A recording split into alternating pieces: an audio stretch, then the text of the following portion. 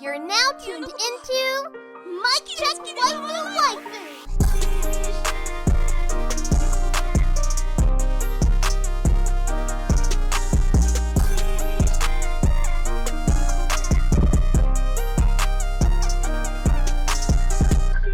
Polow and Telle, is that you? Mic check. Mic check waifu. Tell the world to kill Gabby. Is that you? Oh yeah. Get rid of Gabby all 2021. This is episode 86 of Mic Check Waifu. As always, it's brought to you by Lube Complex. Make sure y'all go to lubecomplex.com and use that offer code waifu. They just dropped some throw blankets, some super dope anime themed throw blankets. So make sure y'all go to lubecomplex.com and check them out there. It's also brought to you by don'ttalkshop.com using the offer code waifu15. And as always, I want to get right into thanking our Patreon producers. Patreon producers belong to... let me just go ahead and pull them up real quick. It belongs to Connor, explicitly, Monique Williams, and Treeses. Thank y'all so much for supporting us. We appreciate y'all for producing this and plenty of other episodes of Mic Check Waifu. Your support goes a very long way to helping us keep the lights on here. Also, I have to say, we have a new patron. Goes by the name of Tidris, supporting us at our Senpai tier. Thank you so much for the support, brother. We appreciate you. And I just learned from my co-host here, my brother, Telle, that he makes music. And he makes lo-fi music. I just listened to one of his songs, so best believe we know during the break we are playing Into Thin Air by Tidris. Incredible song. Thank you so much for supporting us on Patreon. That has nothing to do with him like supporting us on Patreon. He just decided to on his own. I didn't even know he made music until I was just having a conversation with Telle. So this is just perfect timing. So thank you, Tidris, for supporting us, and I hope you're okay with us letting us use your music, which I'm pretty sure you are. All right. We got a real big episode for you today. There's a lot of things we want to discuss that we need to discuss. Telle has to get some stuff off his chest. And I have some rebuttals to the things he wants to get off his chest. And I love that. Oh, I love it so much. And it's going to be like that for this because of the situation I feel like you put yourself in, and the internet for the most part put themselves in. But we'll talk about that when we get there. But let's get started with a redo of a healer. Let's just jump right into it. Bet. Man. So last week we started off with redo of a healer. I wanted to get it out the way early on in the episode. Get it out of here just so we could talk about everything else and move on with our lives. So the most recent episode of redo of a healer was just as bad as the others. Maybe not as bad, but still pretty fucking bad. It wasn't as bad. And you know what sucks about this damn show is that our main character being tortured feels like a reprieve. Like, why does that feel better than what we did see? And I was like, this shit sucks, bro. Like, I feel so bad for him. And I don't want to see him continuously being hurt. But he got to go on his revenge tour. And I guess we're going to see how his revenge plays out. we're going to see how it goes. It's so crazy the way they're doing this storytelling. Yeah. Right? Like, they're showing us the years of him being tortured and then like flashing forward to where he is now. And every time they flash, like, it's not unique to storytelling, right? Obviously it's not. But for this story, it feels entirely just new and just frustrating and cringy and just all the bad things. And it just makes me want to know what the fuck is going to happen in the future, you know? Yeah, well, the big thing too is that like this is really like a metric shit ton of drama, bro. True. Like, this is all of the drama. Like, if you want drama, this is it. Yeah. And it's not even like it's not like drama in the sense of like you watching Real Housewives of Atlanta, some right. shit like that. It's just drama like our main character is going through some shit and then he tries and like essentially rebuttal that in his life. I'm not mad at him for seeking revenge, because that's not wrong for what the shit he done been through, because he done been through some shit. Yeah, it's just, to see it animated. I'd rather some of these things. I'd rather like, why you ain't gotta tell us that he got raped again. I know, by three more people. Yep. You could have just been like, yeah, it happened, and then they just like tell you it happened. But they show it so graphic, bro. It's so fucking graphic, and then I may be bringing it onto myself by having it uncensored, but watching it on sites that shall not be named. But like, fuck, dude, it's so hard because I don't know. I don't want to say I like this show, but I don't not like it. Like, it's so fucking weird, man. I feel wrong for saying I like it. You shouldn't feel wrong. If you enjoy the show, you enjoy the show. But I don't know if I enjoy it though. I don't necessarily enjoy it. Like, I enjoyed the part where like he went and like saved the slave girl. Mm-hmm. Like that's what I'm saying. They gave me like real big Shield Hero vibes, and I kind of rock with that. Like, but this looks like it's gonna be a revenge tour, like all the way around. Like, old girl like he rescued, about to go on a slaughter spree. Like Rising should have been, in my personal opinion. Yeah, he could have been a little bit more vengeful, but like he about to go on a full like blown out revenge tour. But yeah, I'm kind of interested in seeing where he's going. He basically saved these people from poison.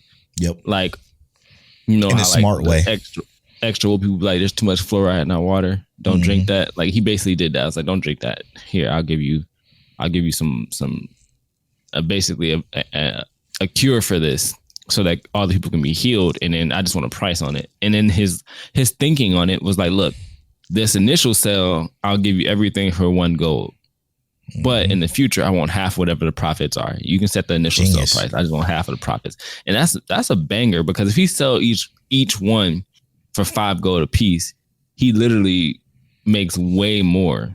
Right. Even if he gives the dude everything for nothing, and then he takes half the profit of 5 gold a piece. At 30 of them, he's making 75 gold pieces. Fucking genius. So either way, he's making a come up. And that's the parts I appreciate. Like, I appreciate. I don't know. I don't even know if I like the characters. I don't know if I like anybody in the show, but I like the show. But I don't like the show. I'm so conflicted. My brain is at a conflucked up state, man. It's messed up. Conflucked up state. I don't know what that means, but it was the right term to use for this particular moment. But I will say that is super interesting. I'm obviously going to continue to watch it. This one I can't drop. Right. Yeah, I'm going to continue watching it, even if it's a struggle. But true.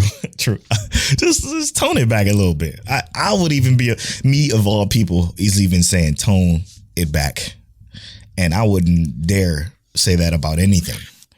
Yeah. So, I mean, I wouldn't even say tone it back. I'd just say fuck it. Like, at this point, the shock value is already there. No, you're right. So they might as well go ahead and just say fuck it. If we're gonna do it, go all the way out. Make it enjoyable to a sense, I guess, because there's parts we don't like. We're not gonna like anyway. Yeah, flat out. So just do what you're gonna do. I don't believe in like artist like censorship. So if they want to, if this is what the artists want, do that, but make it like in a way that we're gonna be able to make it through, because you're gonna lose some viewers doing this. It's just, you got to make sure the ones who gonna stick around enjoy what we watching. I think everybody's just too curious now. Like, it's just to that point. Like, everybody, it's not like they are enjoying it, but they're curious. You know what I mean? Yeah. Because you got to see the end, and I hope to God that like my man's get to the end and he is like an actual hero or some shit. I don't know. Something the same. I do want to go back to his world or some shit. Well, this is his world though. That's the crazy I know. part. I'm thinking about that. I'm just like, this is his fucking world. Unfortunately, he's just struggling here. I do want to give a shout out to infamous _ brave. He was asking us like, where the hell do we watch it? Because he was listening to last week's episode. And and we was having a conversation on Twitter about it. He was like, man, I don't care how angry I am. I'm not getting violated twice for revenge, because technically he did when he had to relive that life again. He said, man, all he had to do was dip. Like the moment he knew what was up, like the moment he got that power to go back, just leave, just dip the fuck out. Don't even worry about it. Don't go through this shit for 6 months straight just for revenge. And he's like, no, I'm good on that. That's the thing. I don't know though. It's like, can you really say that though? Like you go through 6 months, year, 2 years of like abuse, drug addiction, mental abuse, physical abuse for 2 years. You can you really say that you not gonna do that? That's because like that's the dilemma, right? I don't believe people who I think at some point you end up becoming broken, right? Because he was actually happy at first, like I'm a healer or I'm a hero, and this is gonna happen. My life is gonna change, like all these things. There's so many positives that come with him being a hero, but because of him being a healer, he was manipulated. And that's where like life really had him fucked up. And I think that him taking advantage of the scenario is necessarily bad. It's just how it happens is gonna look bad because of what he's doing. Do I disagree that I don't think it's wrong that he's taking his revenge on these people, but I do think it's fucked up the way we have to see it. To go through it, like what he's saying is to go through it twice though. Just for revenge. Like, is it because he essentially, he did do things to counteract like the drugs and stuff, but that didn't kick in until 6 months later. So he still technically went through the shit he went through, but like, is that worth it? I guess infamous Brave was saying. If you ultimately get your revenge in the end, I think that's up to the person, right? Yeah. Like, okay, it's essentially. My dude got his revenge, erased old girl mind, and got like a permanent waifu. True. Like that's the I wish he didn't actually do that part. I wish he just let that bitch go on about her day. Like, look, go ahead, let her suffer, let her be stuck with that. This happened. Just go ahead and do your thing now, and be mad because ain't nobody gonna believe you. You don't even look the same no more. True. I would love that. Like her just going about her day and never had the same face again. That's beautiful. But like. Yeah, I don't know, bro. We gonna see. I just want to see what's gonna happen with this super strong, can't get stronger chick, and how she gonna get stronger because he's gonna heal her through her stuckness. Yeah, I'm interested. All right, that was a good conversation. Because I was having that conversation when he was bringing it up on Twitter. I'm like, damn, would it have been better to just dip the fuck out and leave it alone? But no, what you saying makes sense too. Well, we also don't know, like, I don't think we know the full extent of everything he's going through, right? Like, because clearly I think he's gone through more. That's all I think. Is like he still has more information that he's gone through that we haven't that they haven't showed us yet. Good point. Because he was with him for 2 years before they fought that boss lady. So. That's a good. And he hasn't even gotten back to her yet. Yeah, real valid point. All right, cool. All right. Other than that, what else have you been watching? I know we're not going to go into grave detail of what we've been watching, but picked up anything new? Finished the Kabaneri movie, Kabaneri of the Iron Fortress, the Battle of Unato, and I know I'm kind of out of order for how I watched it, but bro. That shit is beautiful. Like the story for it seemed like it was super enticing. Like essentially just zombie world and people who are half human, half zombie kind of shit have like enhanced abilities and they fight these zombies with regular humans. And I really, really, really enjoyed it. And I'm about to finish this whole fucking series. Interesting. Like everything. I'm about to go ahead and blow past this. It's 3 movies, I think, and a 12 episode series. Wow. So the 12 episode series came first. So I'm about to watch that, and then I'm gonna go ahead and watch these movies. Interesting. What was it called again? Kabaneri of the Iron Fortress. Kabaneri of the Iron Fortress. Interesting. So the Kabaneri are the zombies. They have like these iron hearts that they got to use these special weapons to destroy the iron heart. And then the Kabaneri are the half human, half zombie like people. They still have the iron heart and everything, but they're faster, stronger, like amplified humans with the same mentalities. But I guess think of it like it increases like your emotions, right? So the humans with the Kabaneri virus become like really, really aggressive. But if you still love someone, you gain all of those extra abilities that you have as a Kabane, but you have your mentality still because you still love someone. You have passion for something like that. Okay, zombies. So it's dope, bro. Yeah, I think it's beautiful too. The story is mad dope, and I think you would like it. Okay. Hey, I'm about to go back. Go ahead and watch all this. Damn, I'm planning on adding it to my planning anilist. Speaking of anilist, follow us on anilist.co. We are trying to do a better job of making sure our list is as accurate as can be with what we're watching, when we're watching it, and then shows we've already watched. Yep. So follow us there. The link will be in the show notes or in the description of the YouTube video. And subscribe to our YouTube as well. We appreciate you. It was a new show I watched. I was just watching before we recorded. There's actually two. One of them was a series I finished. Let me make sure I get the name of this correct. I literally finished it today. I think I started it yesterday, like last night after we were finished recording the after story. Patreon exclusive podcast. That typist is gonna pick up on. Yeah. Let me just make sure I get the name right because it's a silly name. But I'm gonna just start off with one called it's called Agami. Amagami SS. Now what this is super interesting because I remember seeing this on, I think it was on either Steam. It was on Steam. It's a dating simulator game. So the anime is based off the dating simulator game. And what it is, it's this one guy who 2 years prior to where it takes place now was it was Christmas, and he was meeting a girl. Like, this literally starts off from episode 1. He was meeting a girl at this park for a date, and the girl that he was just madly and deeply in love with. He goes to the park and he waits for her. He keeps waiting. And he keeps waiting. She never shows up. He spent on Christmas Day with the girl he was madly in love with 2 years prior to where he is now. Now, 2 years forward, he's in his class, living his best life, and he meets a girl, one of his seniors, and the story plays out like this. The way it's set up is the show is set up in chunks, right? It says 25 episode series, and it's set up, I believe is going to be, I'm only on the second quote unquote book, you can call it, but I believe it's set up each girl in his class or his school gets 5 episodes. And what it is essentially like Clannad, how they did the alternate stories with the different girls and their relationships.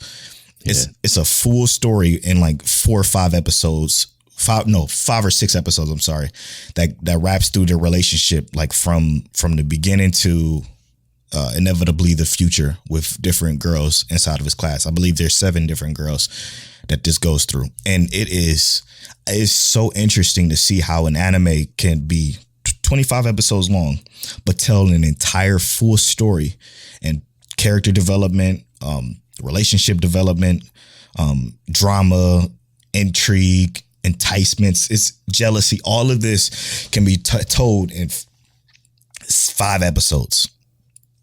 And they do such a fantastic job because I'm deeply attached to the character of his first series. I mean, his first, I guess, love story. But I absolutely love this way of storytelling. It's a super like unique idea of telling a slice of life, like romance story. The crazy thing is how the writer differentiate like the different characters, how the girls all have their own, like they all have their thing. Like one of them always says wow, like she says wow in English, like that's just her like her quirk. and how they build these relationships. I grew attached to the first one. And I'm like, damn, do I even want to watch anymore? Because that could be the end of it, and I could be good with what he settled with there. But I started the second quote. I'm gonna call them books. I started the second book of this show, and I'm liking her even better. And I'm into it.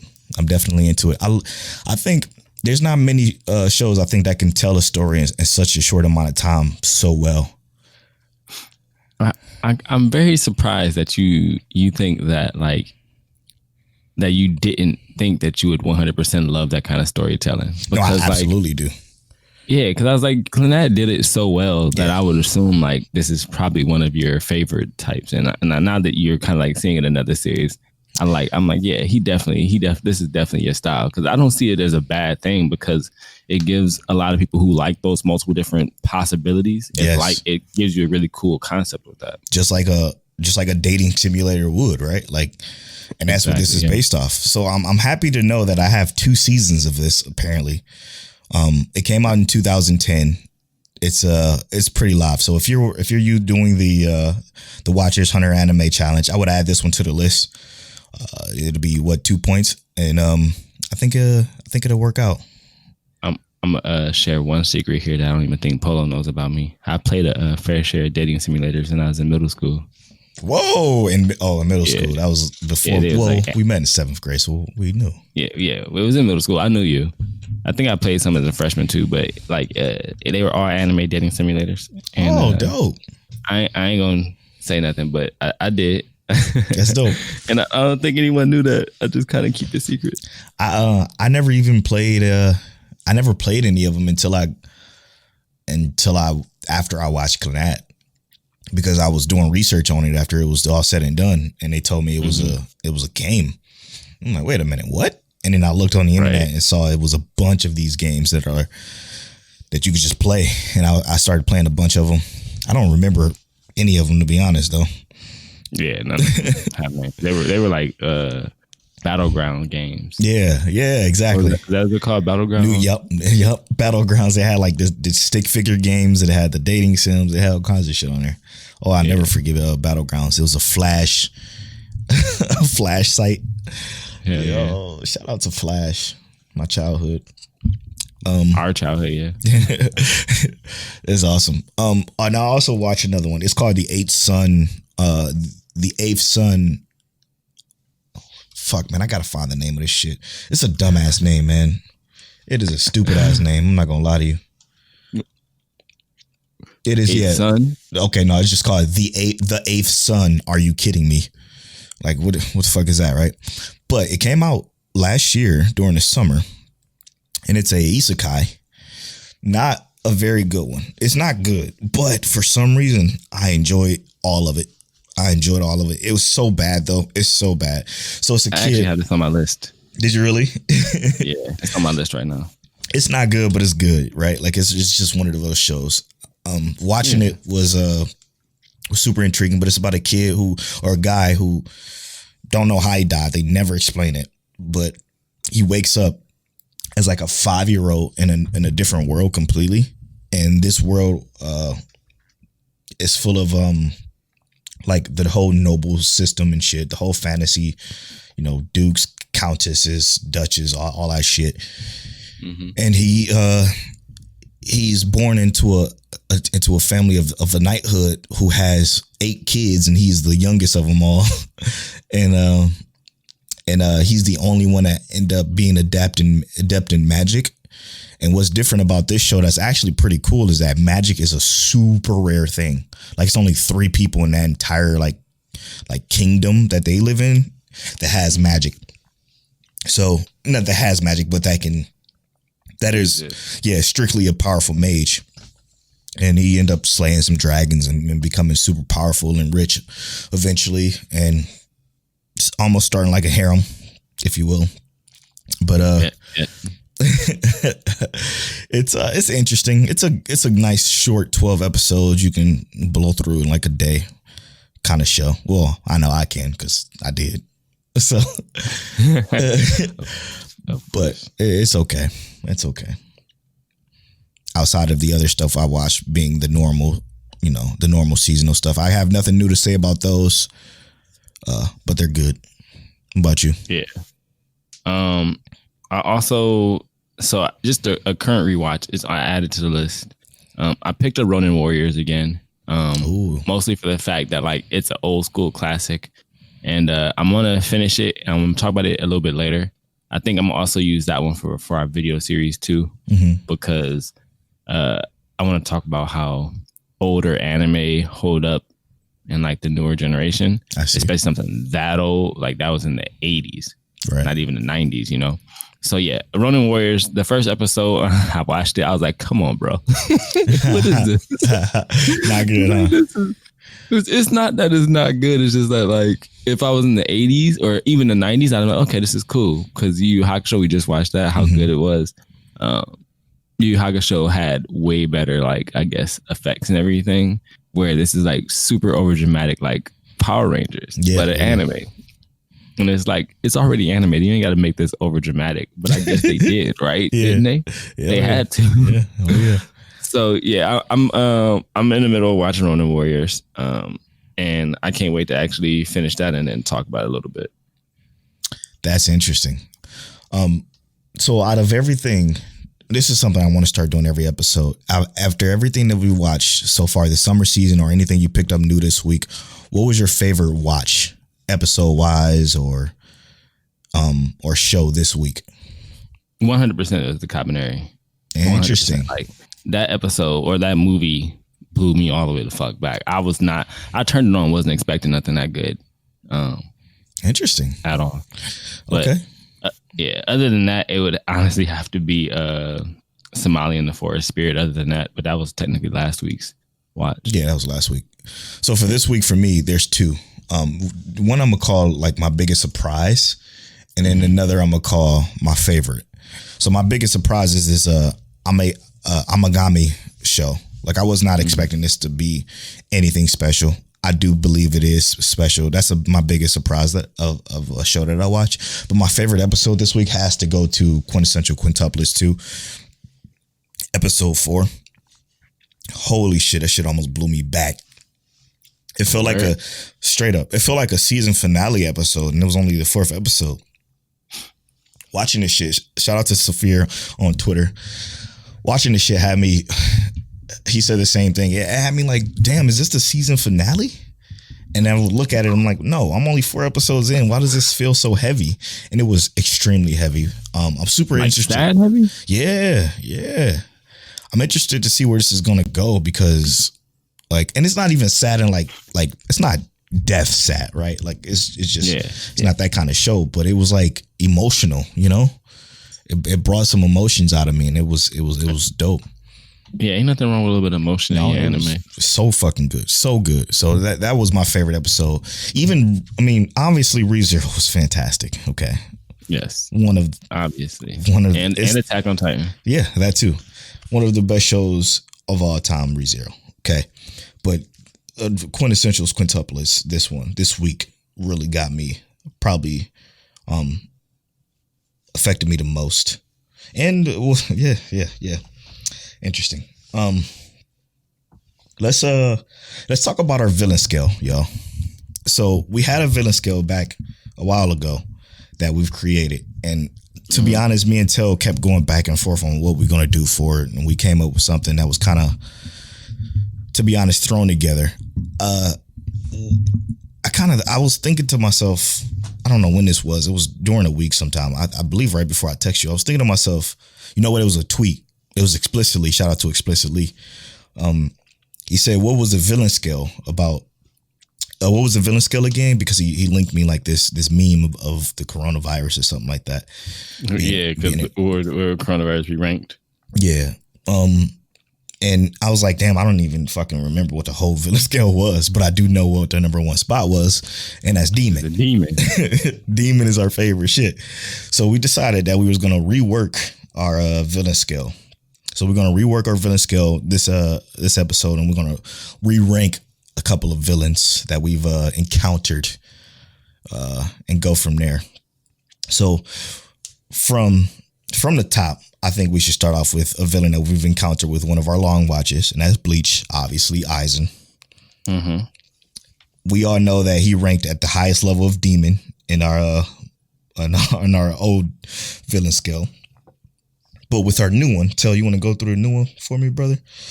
So the new one is going to be, it's all based on demon now. So super simple, super easy. You got lower demon, greater demon, demon lord. Demon lord obviously being the most staple of the demons right now, and especially in anime community. So super simple, 4 levels. Demon, greater demon, kind of like demon is like your average. Lower demon is like, why would we even look at him? Greater demon, obviously, like, yo, he is dope, but not quite there. And then demon lord he is a master of all things. He is amazing. That's why he's a demon lord. Exactly. So, for example, it would go like this according to the new skill. So, lower demon being the lowest, right? Yes. That is a villain that's evil for evil's sakes, no real motives or planning. So he's just a demon, or just a lower demon. He's fucking he's the crowd in the dark tournament of Yu Yu Hakusho. Right. Then you got what was the next one? Demon, just average, powerful, just average in motive and very minimum in planning. I'll give that to like, who can we put in that area? Let's say I was gonna say the original King Piccolo, but let's not do that. Well, hold on. That was actually I said I know. This is actually a good one. Yeah. Minimum in planning. Who do we have set around that level? An average in motive. I think Frieza, bro. Yeah, Frieza don't really have that much motive. He's just strong as fuck. Yeah, he just wanted to kill. Evil. Yeah, kill all. Yeah, Frieza everything. works for that. And then the next one is greater demon, close to a demon in strength, and has some close to a demon lord in strength, and has some motive, but the planning isn't quite there. So this would be a greater demon. Greater demon. I know you don't really have much of a reference on this one, but I would put like greater demon as like Kyubey from Madoka Magica, which is basically he was an intergalactic being who just was like farming humans basically, but he wasn't like super well thought out or planned. He just was like, this is what's good for my people, so this is what I'm doing. But he did have a lot of really good plans. He was also super strong and ridiculous. So yeah, I would say he's probably like a greater demon. I'm gonna say it, the youngest Tagore brother. Like he didn't have any real planning. He just wanted, to fight. Throw them things with you. Yeah, exactly. So that one is easy. And then obviously Demon Lord Aizen. Yes. Motherfucking Demon Lord for sure. Yes. Any other demon lords that we ran into recently? Not necessarily recently, but I would say Doflamingo, 100% Demon Lord. Yes. Who else you got? What about the dude in Jujutsu Kaisen? The dude with the staples on his head, not all over his body, not the guy that they jumped. Not the curse. Yeah. I don't know. We don't really know his motives yet, though. That's true. We know what he wants, but we don't really know the full extent of what he's planning. We know what they are planning, but we don't know like how far it goes. Right now, I'd probably give him like greater demon level because we don't know enough. Yeah, we don't even know how powerful he actually is either, right? Yeah, he just out here working with the world's strongest curses. Exactly. So we don't really know how strong dude is. Exactly. What about I just want to say the evangelist. I will say the entire cult of the evangelist is demon lords. Yeah, and I'm gonna agree with that. It's raining hard as fuck outside. I'm gonna agree with that for the sole purpose of the fact that like their intentions are hidden specifically because they are demon lord level villains. Like that's ridiculous. Straight up. Yeah, for sure. And then if you want to say like, I guess a regular demon, we'll throw in like Tsukasa from Dr. Stone. Oh, because I don't think Tsukasa's a greater demon or anything, but he does have intention, but he is basically a villain. Yep. Where he's not like super planning. He just is like, hey, let's revive all these people to fight against him. Yeah, that's a good one. That's a good one. I like this one way better. Easier to wrap my head around. Yeah. Everyone's a demon. Just what level of demon are you? Are you a trash demon or are you a dope demon? We're gonna figure it out. Exactly. So another thing I wanted to talk about, outside of this whole demon ranking thing, and then in the Promised Neverland thing, is directors in anime, right? Like, how important is a director in anime? Because I was talking to Telle yesterday. If you listen to our bonus podcast, The After Story, we talked about something I watched. I watched a little bit more of Boruto. Mm-hmm. And of course, it was terrible. It was a whole waste of my time. But I got something. I got something out of it, okay? What I got out of it is, I didn't even look this up before I started, figuring it out in my head, but Telle looked it up for me on the After Story. Listen to that on patreon.com/mycheckwaifu. But the moment I realized that the cadence of Naruto, and to me personally, it's my opinion, what made Naruto so special is the cadence of their battles, the way it was directed, the way they moved, the story behind the way they were fighting. Like, the way they were fighting in Naruto Shippuden was always so intentional and like detailed and just fun to look at, fun to watch, right? Yeah. Boruto has none of that shit. Literally zero. Like, the fights are whole time ass. They're just so fucking bad. And I'm like, why does this just feels like a completely different show completely? And it's because, like, the directors of the show are so different than what they were originally. Yeah. Now, I agree, because the few fights in Boruto that were good, like, let's say the Momoshiki fight, the Konohamaru fight, I think the fight with Boruto versus the dude in the Mist Village when he did the twin air dash thing, like, that was animated and it seemed like it was on pace pretty well. But then you look at kind of like the comparison of other anime, right? Like, not every anime has good, like, let's say, like, has a good, like, actual scale or view of the field when they're doing those kind of high action scenes. So, like, one of the anime we think of, obviously, when it comes to high action, high intensity, how the flow of battle goes is going to be like your Fate series. Yeah. They clearly do really well when it comes to the direction of the actual flow of battle, not so well to the flow of story. And that is also another direction that directors have to carry that as well. Yeah. The thing with the Fate series, and I've noticed this with them, love their fights, but like you said, their spacing always feels so fucking off. Like, for instance, in the what was that, the Great Babylonian one, the Grand Order. For some reason, when they were fighting in that forest, it seemed like they flew or was fighting miles and miles, like getting drugged miles and miles away, but they were really just fighting in a small area. But it didn't feel like they were fighting in a small area because of the way they kind of animated camera angles. Yeah, it was weird. But just comparing Naruto to Boruto, how did this happen? Like, because even the few fights that you just mentioned, right? The few fights that you mentioned, minus the Momoshiki fight, those other fights, like the Konohamaru one, or the one in the Mist, literally lasted 30, 40 seconds, maybe a minute for some of them. I don't understand how you can do that for just so short amount of time. But in Naruto, you literally have full episodes of them just banging. Like, I always bring up the Zabuza and Team 7 fight. Like, that shit was just incredible for multiple episodes.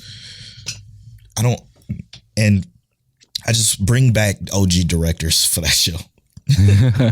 No, yeah. When we looked at, like, they have probably like 8 or 10 different directors for episodes in Boruto, right? And it's kind of ridiculous. Like, obviously they're trying to spread out the work.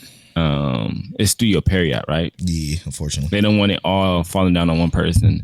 They have like a head director for like the first 1 to 60 episodes, and then the like 60 to like 107 is another director. And then we know that the original director and writer is supposed to be taking over from that point. So hopefully we'll start to see like overall better storytelling. I hope so. Breakdown of the story. But the thing is with the directors, right, is like you can tell they bring in different directors for different moments. 100%.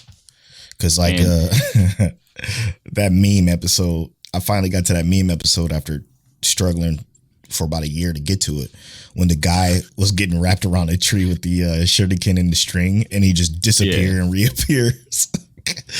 It was so bad. But like I told Telle yesterday, or during the after story, was literally they just did that just to save budget for the next episode, because the episode after that they turned on the fucking graphics. They went all out for the animation. Like shit was looking good. They had particle effects and shit. I'm like, where the fuck did all this come from?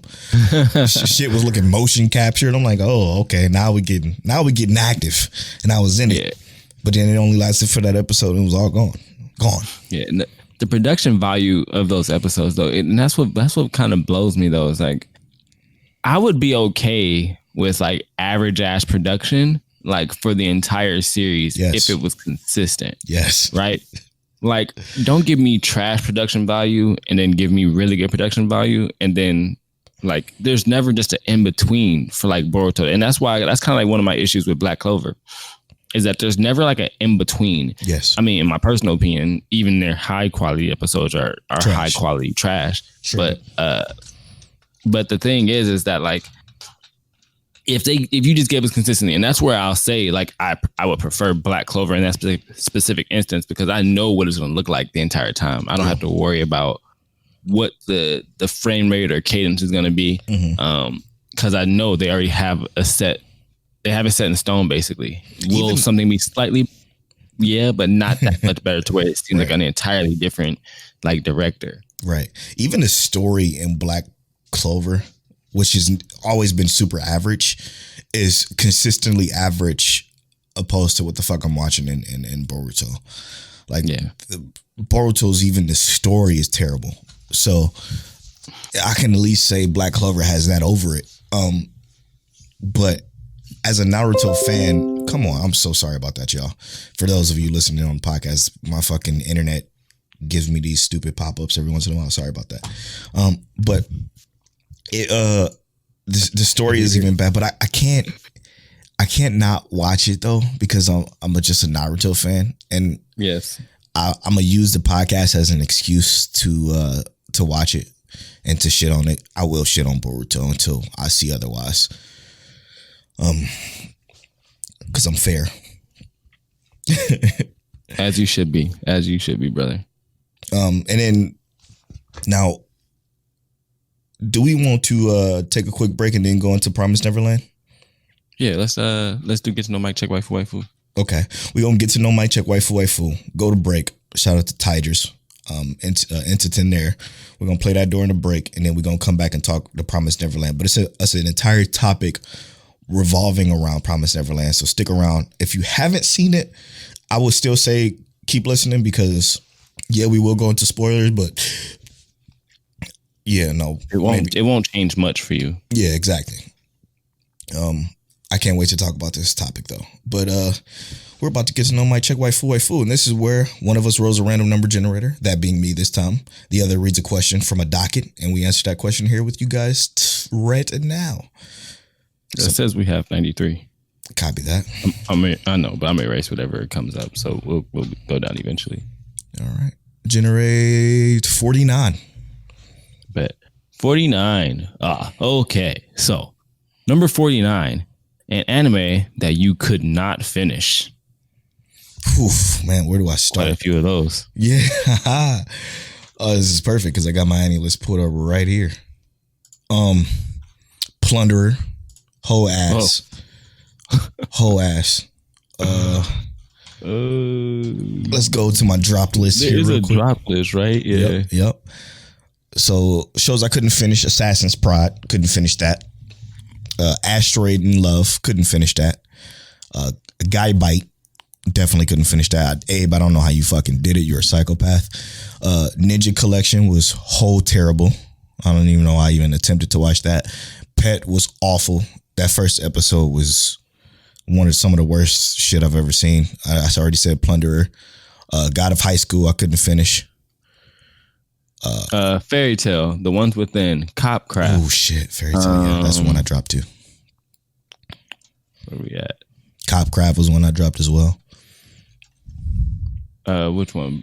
Broken Blade, which I don't even remember what that was about. After Lost, I actually gave that a shot because I saw how bad it was, and I was like, I'm gonna pick up the first episode. I got 10 minutes in, I think, and I was like, yep. Nope, this ain't it. 7 Deadly Sins.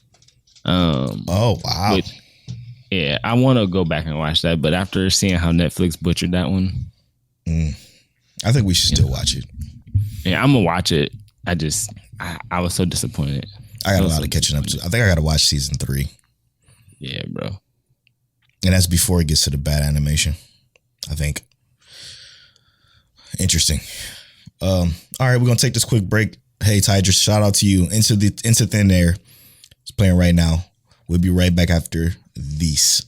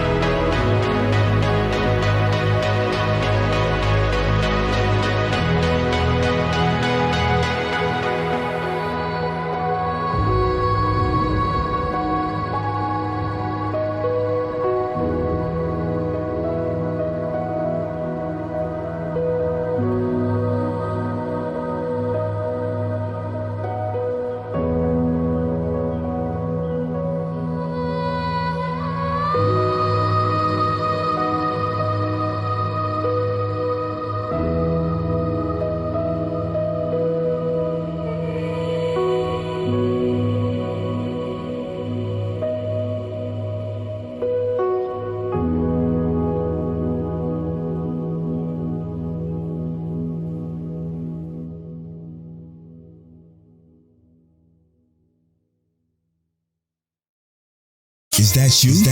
Don'tTalkShop.com. A brand that is anti-procrastination. A brand that we believe in. When it comes to following your dreams and goals, we believe that it's best that you don't talk about it. Be about it. Go to don'ttalkshop.com and press start. Browse the shop. And use that offer code WIFU15 to save 15% off your entire cart. Wear the change you want to see. That's it. That's the one. We did it. Is that you?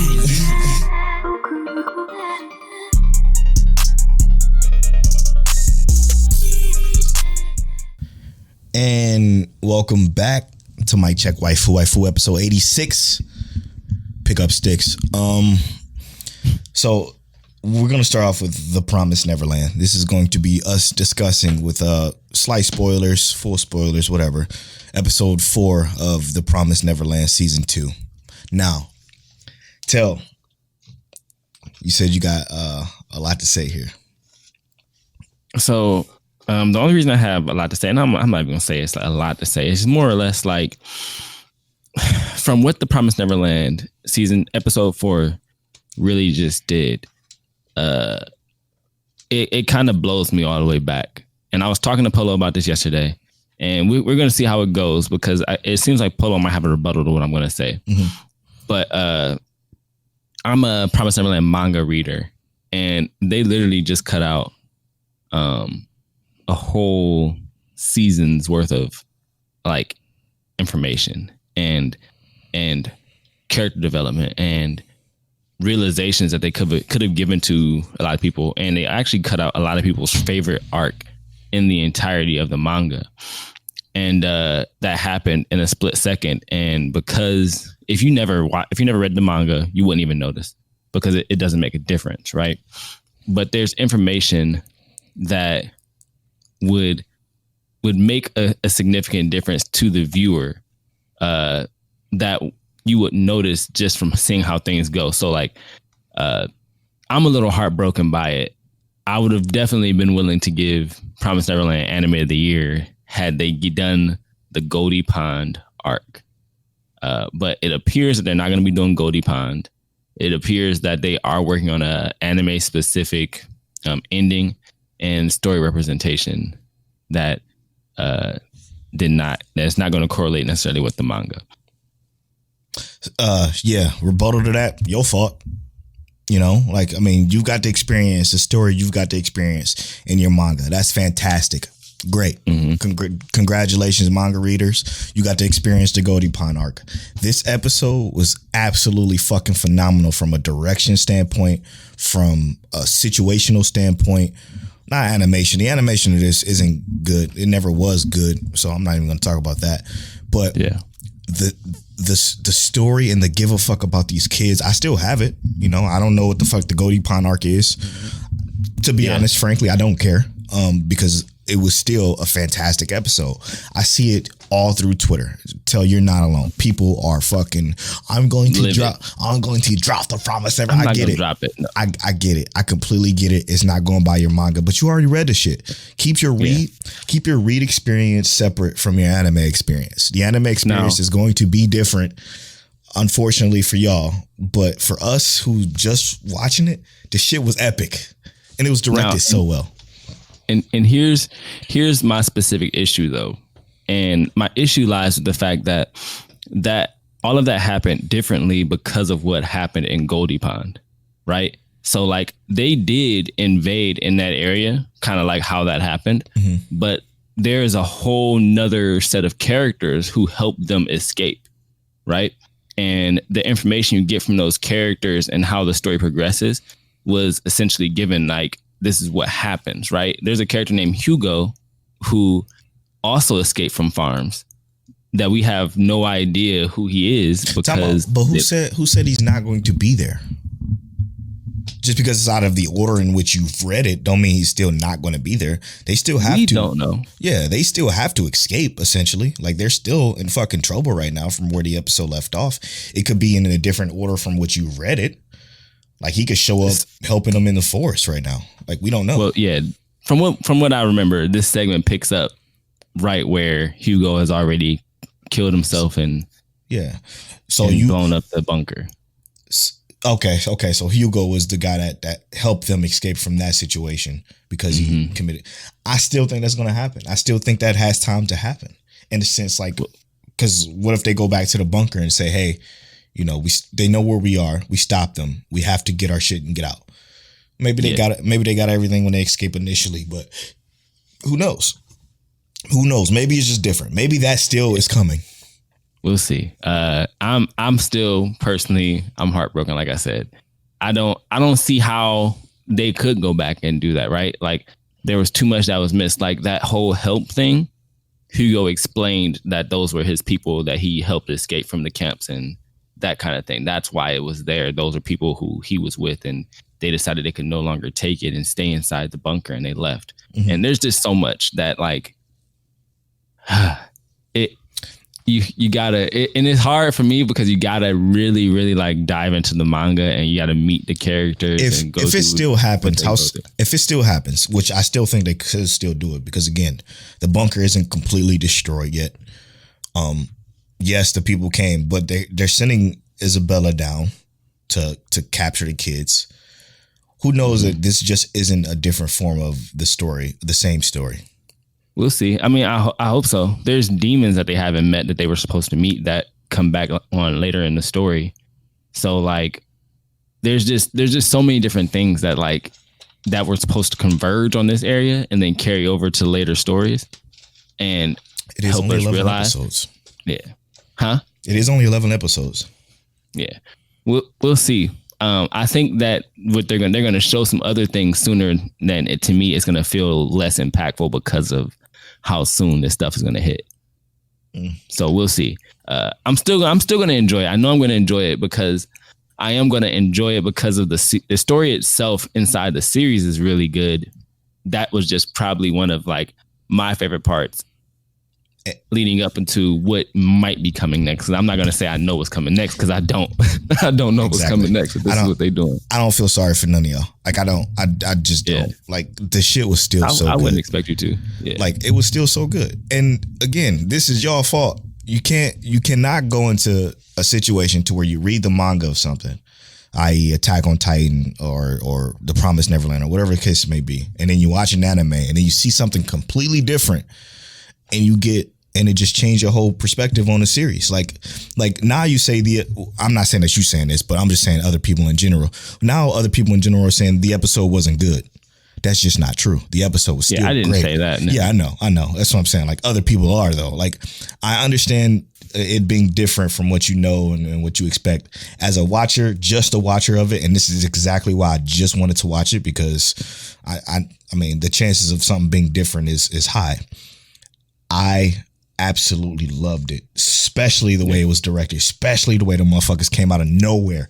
They came out of fucking nowhere and, and just changed the whole, fuck the whole world up because now they sending humans after humans and now they about to send like all of that shit was so well paced and properly distributed in this particular part of the show that I was blown away. I'm like, this shit is so good.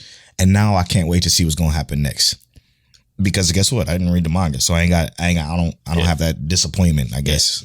You're right. I'm confused. That's all I'm saying. Because there's so many things. Like I said, I don't even know the path that they're going to take because of this. But we going to see. And I hope that like I said, I hope it's fire. I hope that because there were some errors that people didn't like in the manga. Like Abe from Blurred Mind Pod, he said he didn't like the ending. I actually really enjoyed the ending, but there were a lot of people who did not enjoy the ending for Promised Neverland. And I enjoyed the ending because in my personal opinion, nothing can be 100% perfect in a story like this. Of course. So I don't know why people would want a 100% perfect story. But if they change that ending and give us something a little bit like happier, I'm gonna be a little bit more disappointed. But I mean, realistically, that's just the reality of it that we already seeing, that they're going to change some things and we either got to rock with it or not. And I'm not going to be mad. I still might put the anime. It still might be, top 20 level, really good. The manga to me is like top 10. There you go. But that's it. That's all you got to do is separate and just enjoy. Separate the mediums, man. Manga is unfortunately in a lot of cases different than anime. Even some shows go specifically strictly anime, and then some shows go a whole different way. You know, you just have to learn. You just got to separate. And that's what I said when I was reading Kaguya-sama Love is War. It was the exact same as the manga, and I just didn't care to watch it because I've already seen it. How? My question is like, I mean, maybe it's just because it's action, so you get to see your panels played out. I don't even count this as an action series. But my thing is not even like that, right? Like, I don't mind reading something and watching it play out. My bigger thing was like, the story in this series is so dynamic, and there's so much information that like it does bother me when things get cut out because there's like really important details that make a lot of sense. But I guess, like I said, if you haven't seen it, to me, it is fine.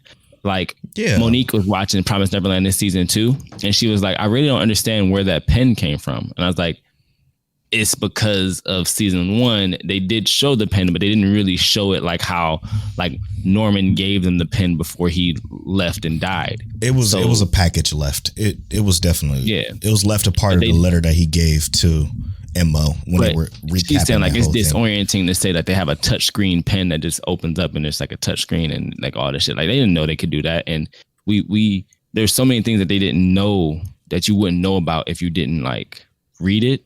But it's fine, and there's a lot of stuff that just you get more details in. I would recommend for people to read the manga after watching the series, just let it play out and see how the anime series plays out. And if you want better or more context, the manga will always be there. I'm gonna say this: I don't feel lost. I don't feel as lost as I did when I watched Attack on Titan. For the first 3, I was fucking confused. I'm like, what the fuck? What is this? What's happening? And then obviously that cleaned up extremely nicely. People did the same thing with Attack on Titan. They said, oh no, this divergence, and what was that, season 2, season 3? I don't know. Yeah, I think it was season 2. I think you're right. Or I never watched that season, and as soon as people told me that, I was like, yeah, I'm not gonna watch that season. It was still good though. That's what I heard. I heard it picked up really well at the end. Yep. And then I started watching everything else, and I was like, okay, cool, I can do this. Yeah. So, you know. Yeah. I do think that episode was fantastic. I cannot wait to see what the fuck happens. Like, yeah, I have no idea what's gonna happen, or I have an idea what's gonna happen, but I'm gonna act like I have no idea what's happening. Seeing Isabella, I'm like, damn, she's a whole waifu. Yeah, that everything that happened in that episode happened in the anime, just with less characters and less information. Perfectly fine. Yeah, because to me, it just sounded like they cut out fluff that they didn't deem necessary to animate. Which okay, like a character that we were gonna meet and apparently kill himself. Was I going to be attached, or was it going to be impressive? No, it's whatever. Like, okay. I again, watch what I've watched. It was fine. It was perfectly manageable. Just keep me attached to my kids and keep it moving. I love the like the growth of the kids. Seeing that feels good, man. That's what I'm saying though. This whole I don't want to explain it right here because people might read the manga. I guess this is spoiler talk.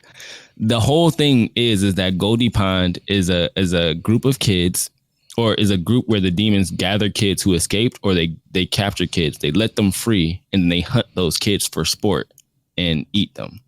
Right? Yeah. And basically, there are kids who have been planning an escape, essentially what our kids are trying to do, and they meet with Hugo and the other children because of that scenario. They learned more about William Minerva. They learned more about all kinds of different things that are going on in the world. But I think we're still going to get that. We're just going to get that in a different order.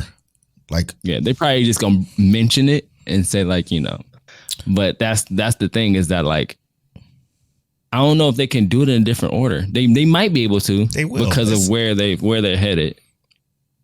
Yeah, I just don't know how to work out. I got a feeling it's gonna be perfectly fine,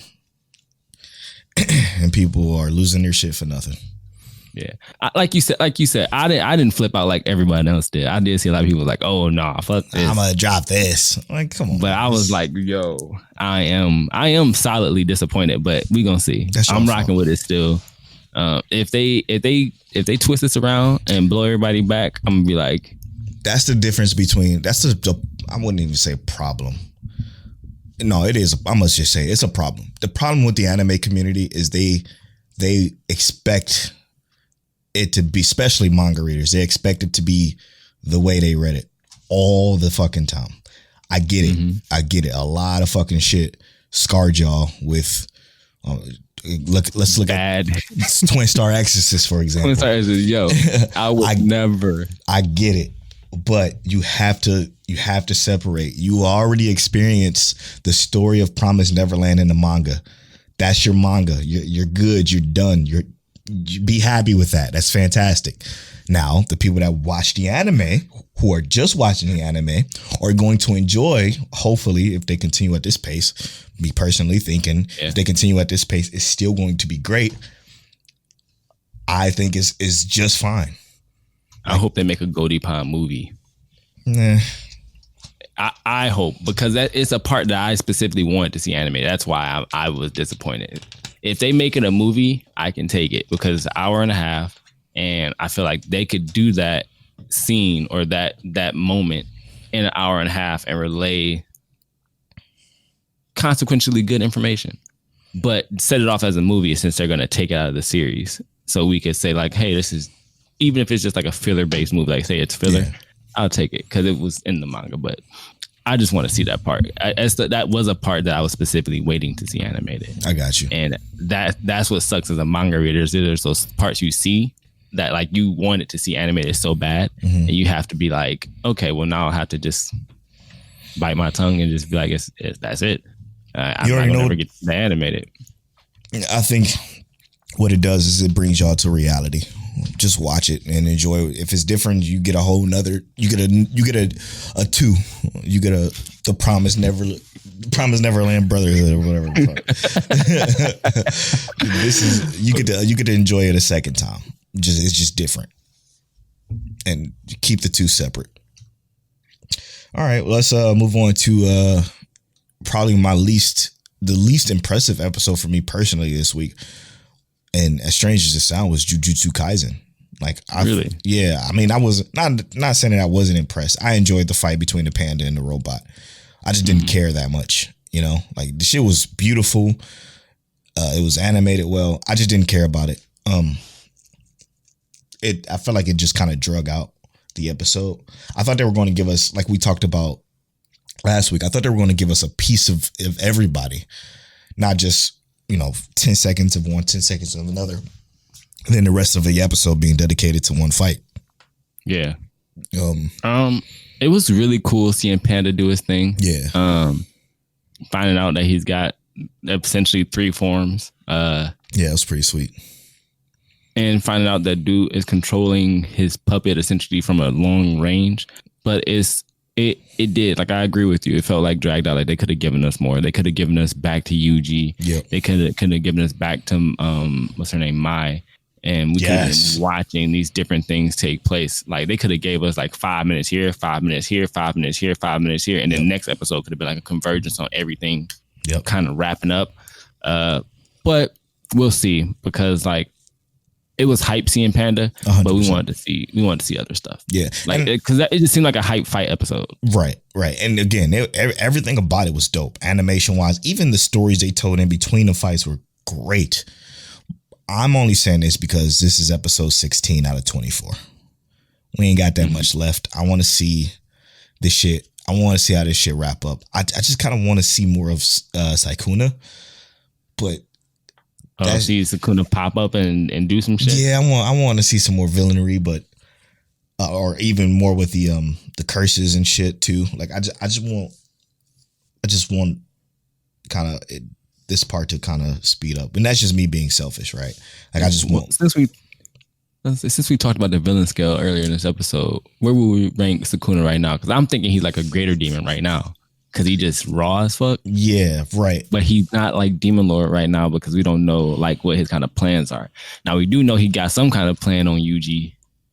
Yeah, that's true. That's true. But we don't know what that plan is yet. I'm with you. Greater Demon is probably where he falls because if this is the power scale, he's definitely Demon Lord. Demon Lord. Straight up. That man said, "Don't touch my soul," and that shit had me shook ever since, bro. So impressive. He's so impressive. I just wish we got more of him. It's not the Sakuna show. Exactly. Exactly. I guess, I mean, that's really all I got on that. It was great. It was a great fight too. Like, so well done. But I didn't. I 100% would have rather seen more UG though. Yeah, it's true.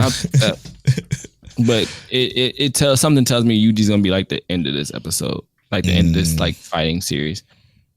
What you want to hop on next? Dr. Stone episode 3. All right, I thought Dr. Stone's episode was the least interesting this week. For like our major watches, only for the fact that like to me we already saw like this basically transpire. Yep. The only thing that was different was talking to the girl and her whole reaction with realizing that her favorite singer is dead, but they still have the music, and how they brought her over to their side. Mm-hmm. Like, I felt like them asking those questions to identify who she was like fluff, and they could have cut that out and then instead have been like, look, we don't have her, but we have her music. Yeah. I like the way that played out though. Yeah. I like that they got her on their side, right? Like, because it did seem like at first, well, you got the wrong one because now she's going to be mad and she's going to let Tsukasa know and everybody's going to die. Right. But how it played out was actually kind of dope in that regard. But I don't know, bro. It just was like, I felt like we already saw half this episode in the last episode. That's the problem with Dr. Stone. It does this fucking inconsistent ass storytelling. Like, people get so excited about this show because I still don't know why. And they tried to explain it. They did the best they could. But I'm like, yo, what you saying to me right now? Don't mean it's hitting. Yeah, don't mean a lick of shit to me, dude. Like, I don't give a fuck about none of that. The best part about Dr. Stone is that it's different. He's an inventor. He's not like a strong fighter or anything like that. That's cool. I love that shit. Yeah. And I love the first 4 episodes, and then I loved the backstory with his dad and shit, even though that drug out too long. I hate the comedy. The comedy in this shit is so terrible. It's so slapstick and corny that I just can't. I can't gel with this shit. Like, every time they do those weird ass faces and say, "Oh, I messed up," and it's just, I'm not impressed. But this episode was, I think it's still on an upward trend, even though this episode was kind of dragging in the same spot. But that's just a Dr. Stone issue. Their pacing is awful, and I said that last season. Yeah, I mean, I agree with all of that entirely. I love how though they don't make all the characters seem stupid, right? Like, I did enjoy the fact that I don't remember her name, but that female character who was buff as fuck, like, I love how she's super strong and she's come to the realization that, yeah, her favorite musical artist is dead, you know? Yeah. And I like how Senku delivered it. Like, him is a fact. Yeah. The way he talked about it and just told the truth was like, look, all right, you're right. You got us. This is it. But I can protect this last song for you, but I'm gonna need your help in doing that. Like, I'm like, that shit was cool. That could have been half this episode and we could have got more of other shit. Yo, exactly though.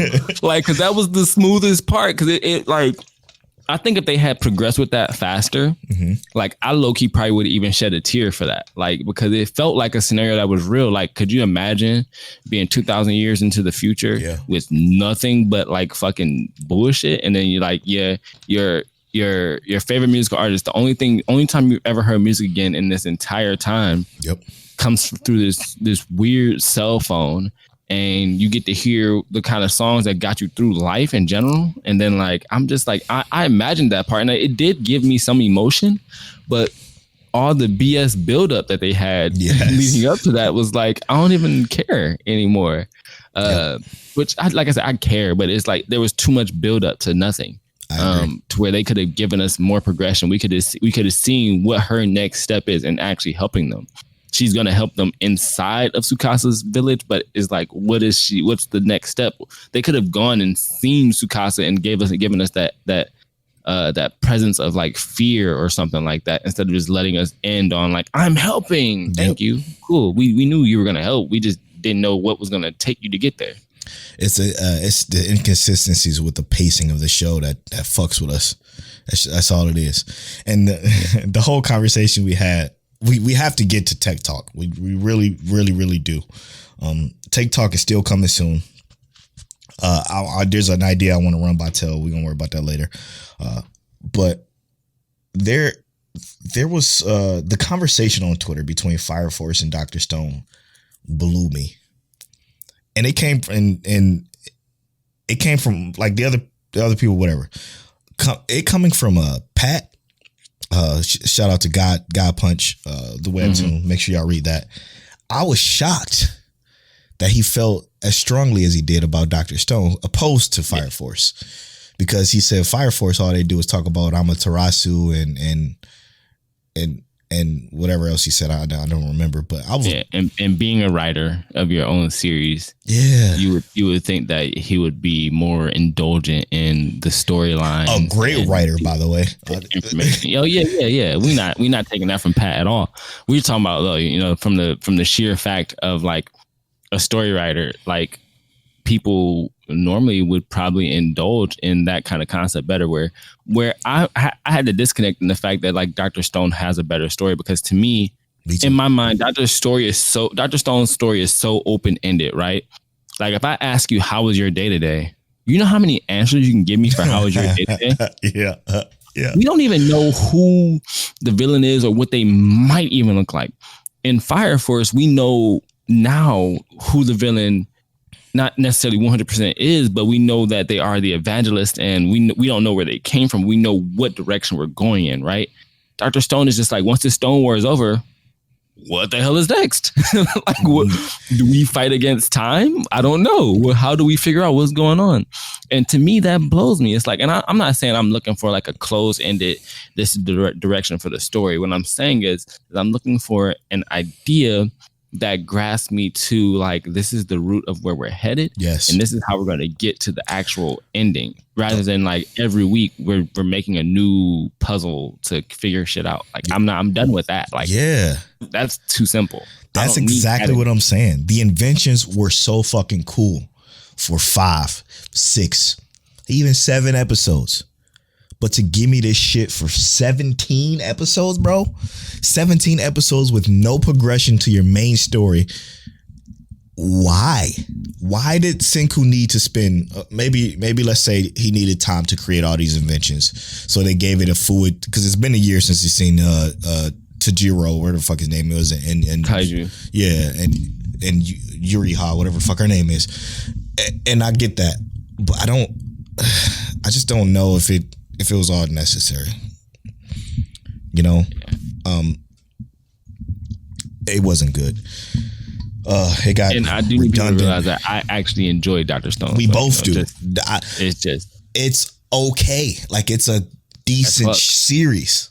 It's okay. It's okay, but it's just okay. It's just okay. It's like, it's watchable. I can watch it. It's not a bad show by any means, but it's just okay. And the whole Fire Force talk really had me blown. I'm like, wow, okay. They only talk about Amaterasu, huh? All right. They just started talking about Amaterasu recently, by the way. Right. I just want to put that out there. And with the implications of how important that is in Japanese lore and Soul Eater lore, apparently. Mm-hmm. Man. And then the complexities of the villains and their morals and goals and the intensity. Even the not bad guys. There are people who are just neutral. Yes, bro. Different complexities and morals, and it drives the story.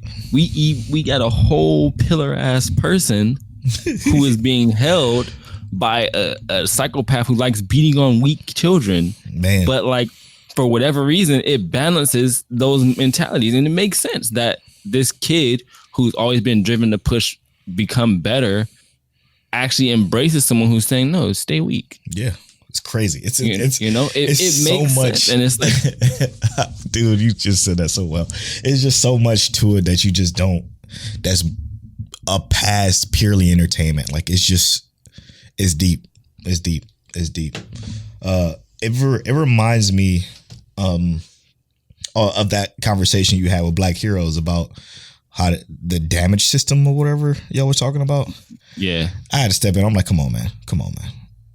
We all know how anime power systems work when it comes to damage taking. If you can dish a hit, you can take a hit. Exactly. If I'm flying with my feet Mach 5 or faster than the speed of sound and shit, then I can take being punched in the fucking gut by another fire user. Could you imagine if anime was like real life, right? Like, yeah. let's say, all right, I got this gun, right? I can't take a hit from a gun. I can take a punch though, right? Like if I can throw a punch, I know I can take that same punch back. Yep. Right? All right. Equivalent if I can exchange. kick with the power of a rocket behind me, I should probably be able to take that hit back, right? Yes. That's the reality of it. Exactly. That's just, I would assume those people are fortified because when we look at the regular people, they not. I'm pretty sure that when the Infernos go like, hey, look, I'm gonna bite your head off, it just happens. Yep. I mean, that's the thing of it. That fight in the what to call it, the underground area again, when the regular like fire soldiers were down there getting bodied dog instantly, and they didn't have the special powers. A lot of them, some of them did have powers, and they still got bodied. Yep. But we're talking about like the ones who just came in with like guns and shit. Yep. What happened? They established that when they gave you the definitions of the fire generations. So like, I'm like, come on. Them of all people over at Black Heroes, they know how power systems work. So don't give me that. Yeah. I don't understand, to y'all, bro. Yeah, I don't understand how they can't take that. No, stop. You know exactly why. So let's move on. Yeah. One of the strongest shows this week, again, as always, fucking Zero, dude. How do you feel about your boy, just bro? Felt like an amazing flashback of greatness, bro. How do you feel about your boy that you hate so much? Geese. Do you still hate him as much? Fuck yes. Fuck yeah, I know that's right. Hell yeah. I don't want to hear that. But it's also like, damn, bro. And this is like one of those storytelling elements where like, sorry for y'all, for those keeping up with us. This is season 2, part 2, episode 4. Just want to make that clear. I don't want to say too much, but this still kind of brings me back to like why I love Fire Force so much. Mm-hmm. But like they give you a character who they clearly made us hate and we gave us concern about that character, and then bring them back and show that they actually have a bigger role in the entirety of the story. Yes. They didn't explicitly say it, but I'm assuming he's Amelia's dad. Interesting, bro. I thought I never had, man. Wait a minute. But like, well, so like, and the reason I say it is because they kept talking about her mother, right? Like we know that's her mother, but when he slipped up and said, when your mother and father, he kind of came to her, talking to her. No. So the older chick, yeah, is her mother's sister. Mm-hmm. Her and Geese is like crushing on each other. So I don't think Geese is the father. Well, see, that's what I was saying. I'm not sure though. That's what I was saying. And that's why I was thinking like, why is he so like, when he sees her, why is he so intently like on like loving her, right? Like, because she's a witch. Connection? Yeah, I know. That's not where I'm quite stuck at though. It's more like, it's not just the fact that she's the witch. It's more like, because at this point he's not like obsessed, like, with, I guess he does have the obsession. Yeah. But he's not like fully involved in the obsession like how he is in the later story where he fights Subaru. Because I feel like he still has no?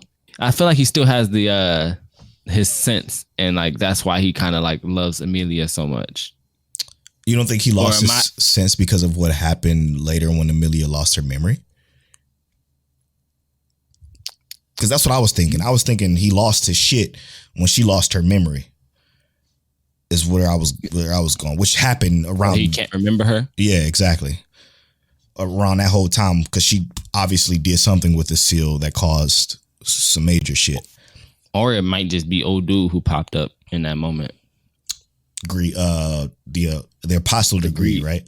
Yeah, he's like, which also, I like that they're showing us the apostles more, right? Like, because we only saw Betelgeuse, and then now we're seeing him, and we saw another one before. It was the actual greed, and it's the apostle to greed, right? Yeah, but we saw another apostle with greed once before. Yeah. In the first half of this season. So I like that they're giving us that though. Damn, who was that? Was it like Pride or something? It might have been Gluttony. It might have been Gluttony. Because he ate memories. Yep, that's exactly what it was. Yep. It was Gluttony. Yep. Fuck, dude. Holy shit. Oh, I love this show. Me too, man. Because it's just so many different. Because we don't know. We just don't know until they tell us, and you can't know because they do such a good job of hitting you with the. You think you know, but now you don't. You know, like it's. Yeah, and then what made Gee's name go from just Geese to Betelgeuse? Like what changed his name, or is that just like something that's always been there, but he just called him Geese as a nickname? Yeah. I just want more information. I feel like there's never enough information for this fucking show. Every time we learn something new, right? Like we just learned about Amelia's past. Every time we learn something new, they give us more shit to try to figure out. And then we learn about it. And then there's more shit on top of the shit that they give us questions on top of the answers that they give us. And I love that shit. Oh, yeah. Also, that whole little Subaru moment with fucking Garfield in there. It's so good. It be killing me, bro. It's so good, dude. He was like, I can't believe you saw that. Yeah, man. So good. The Subaru is top 5 MCs for me. For sure. Easily. Because he's just, you just don't know what you're going to get from him. And it's, man, he's so likable too. Even though I do get why people wouldn't like him because of what the fuck he did to our rim, but that's either near here nor there. And then let's go over to Attack on Titan. Kill Gabby. Hey, our future Wolfgang kill Gabby. Oh my God, so, killer. Here's the thing though, right? It's like, I'm not mad at Gabby for her reaction because that's all she knows. What I am disappointed in Gabby about is that she did come up there with all that energy and smoke and got put down real quick. Like, oh my God. Why did Sasha have to go in that in all that smoke? You know what I'm saying? Yeah. Like, just miss. It had to be. And I knew this was coming. Yeah, of course. And I felt so bad. Because you was asking me, well, what's going to happen? Like, it's about to get lit. And not Sasha, though. It could have been anybody else. I remember reading this. I was salty. Meat. You know, she wanted the meat. Fucking. Let's have a moment of silence for Gabby real quick. Let's talk about what the fuck is actually going on, though. All right. So, look. Well, where you want to start then? I just want to know what Zeke was a part of this shit the whole time. He was on the side of our people. He's a Jaeger. But before or after Levi carved his ass up the first time? He's really been on so he's been on the side of like the people essentially the whole time of like Paradise Island. But that's why Levi never actually killed him. You know, Levi does not like him whatsoever. Levi came this fucking close to killing him, but he got saved. Levi cut him. Well, so you'll get the full breakdown of it soon. But Levi cut him up out of the Beast Titan. So basically, to kill him. Yeah, he had the shit in his neck, in his mouth, to stab him, and he was saved by the Cart Titan in the last season, in season 3. Yeah, I'm telling you, Zeke is one of the planners for making sure shit goes right when everything happens. Now, what I also really loved was the fact that like the paradigm shift where Eren is like chained and tied down. Yeah, like why? Because they don't trust him. They don't trust him for what though? He killed children and stuff like that. This whole plan was between Zeke and Eren. Most of it was Eren saying like, "Hey, this is what's going to happen, right? And here's my plan." With and the letters, sends out the plan, and the shit happens, right? So essentially, they saw Eren's actions as like overboard, like that didn't need to happen. Essentially, and because he now has so much power at his hands, right? He's the founding Titan, the attack Titan, the Warhammer Titan. That's where I was like, okay, they tied him down because this motherfucker's a demon. Yeah. So, okay. But they essentially need him because of who the fuck he is. He's Eren fucking Yeager with 3 Titans in him. Like, what? Who's stopping the boy is what they trying to figure out. Yeah. Also, I love how deep his voice is now. Yeah. Every time I hear his voice, it kind of just. I hope they did do that right on the dub too. I'm kind of worried about that.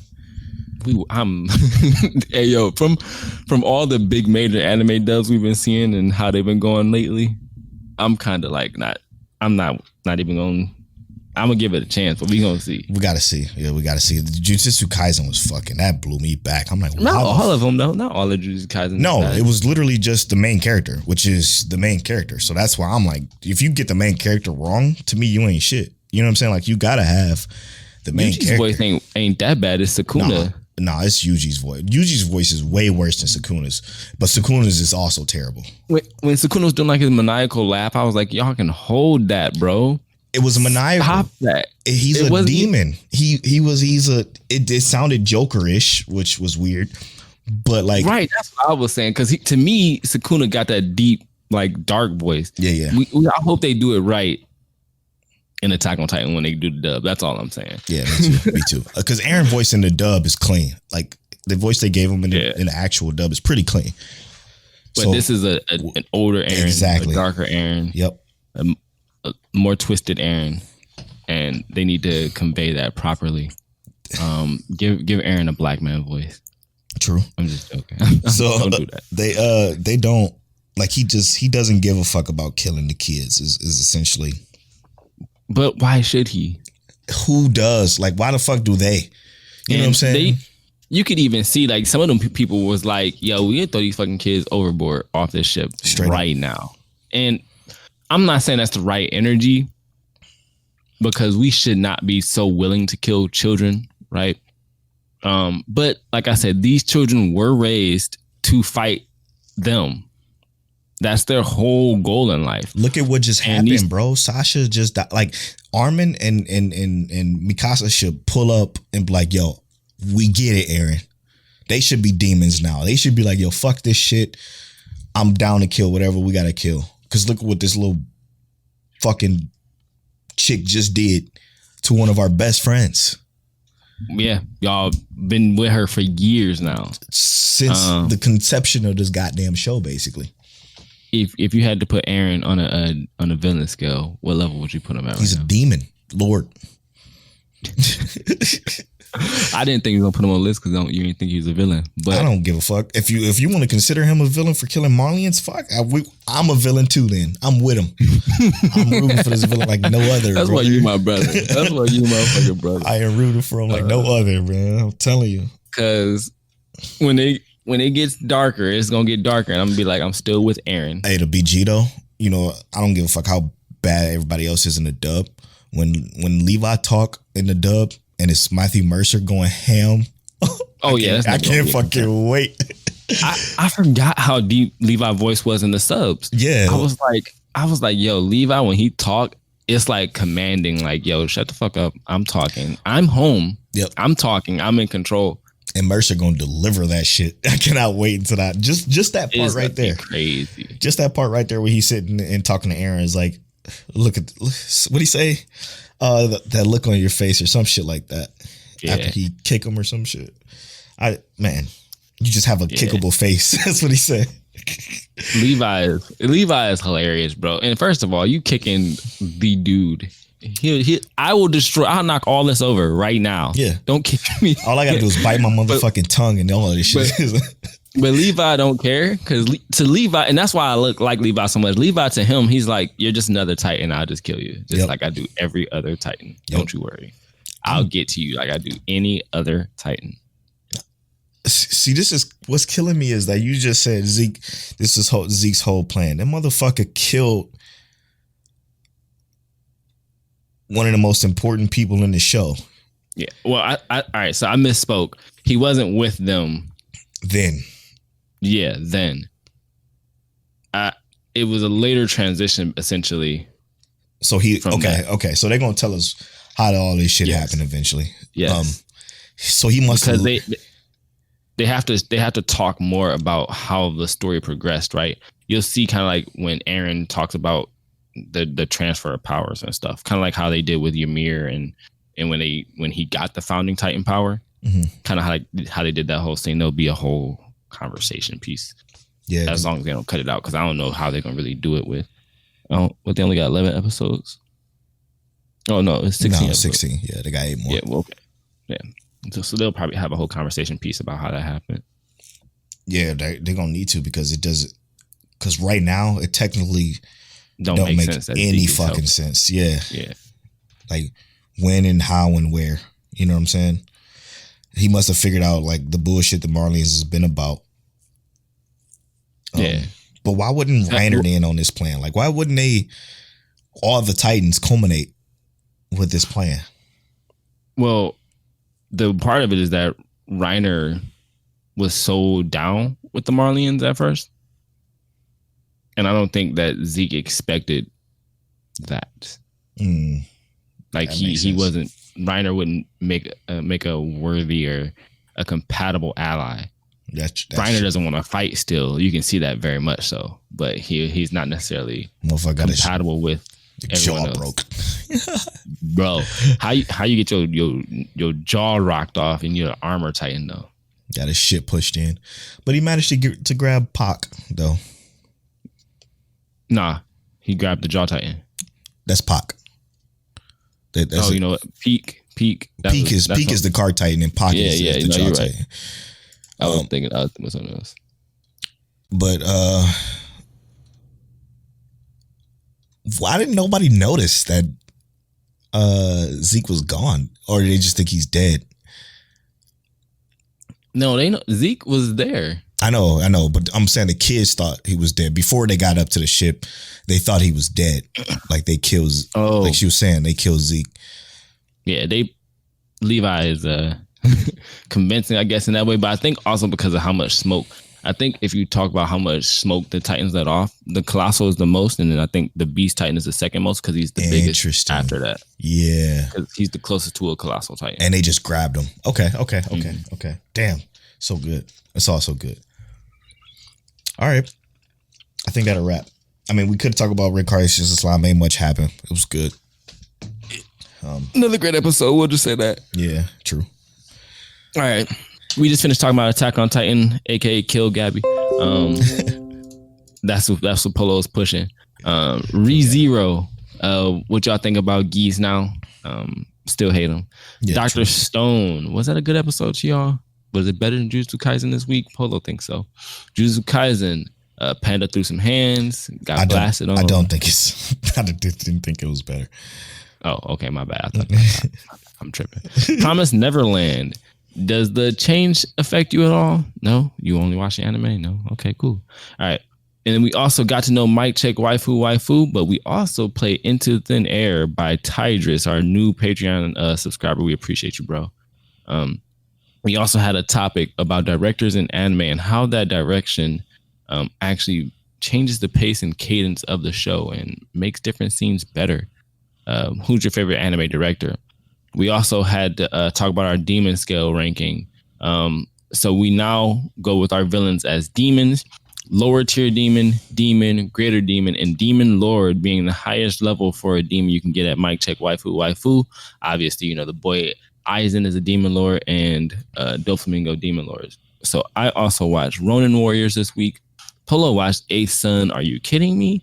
And then Amagami SS. And I also watched Kabaneri of the Iron Fortress, which is amazing.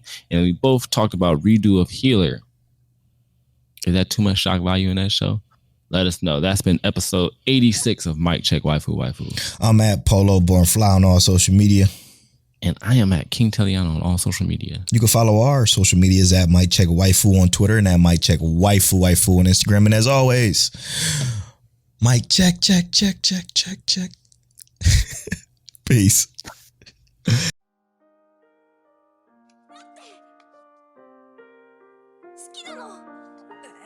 予行練習なんて全部嘘。 You're now tuned into Mic Check Waifu.